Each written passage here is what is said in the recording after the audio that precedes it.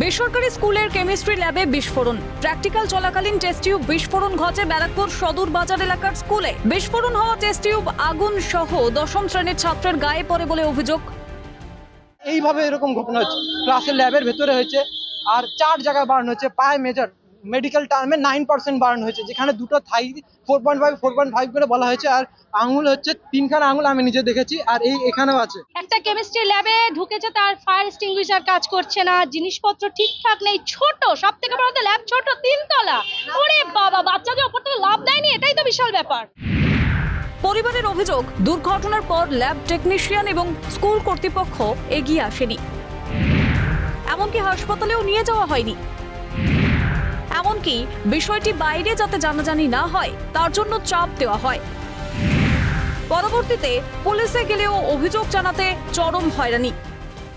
সবাই ছাত্রকে বলেছে কেউ কারোর কাছে কিছু বলবি না, এটা কোনো ঘটনা হয়নি, সামান্য ঘটনা, কোনো ক্লাসে কেউ কাউকে বলবি না। আমার বাচ্চা পুড়েছে, স্কুলের এগেইনস্টে আমি একটা ডায়েরি করতে গেছি, থানা কেন নিল না, থানা কেন নেবে না?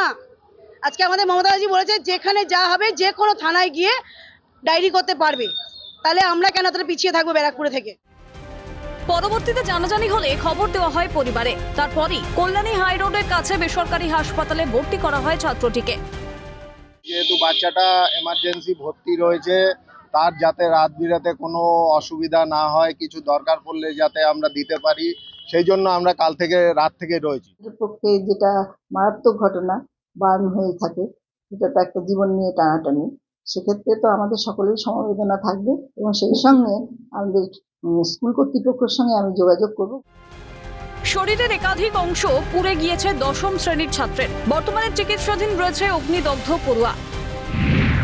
দুর্ঘটনার নেপথ্যে কি স্কুল কর্তৃপক্ষের গাফিলতি রয়েছে? অভিভাবক এবং পরিবারের অভিযোগ, পড়ুয়া সুরক্ষায় স্কুল কর্তৃপক্ষের দায় নিয়ে প্রশ্ন তুলে দিচ্ছে। শান্তনু আচার্যের রিপোর্ট, ক্যালকাটা নিউজ।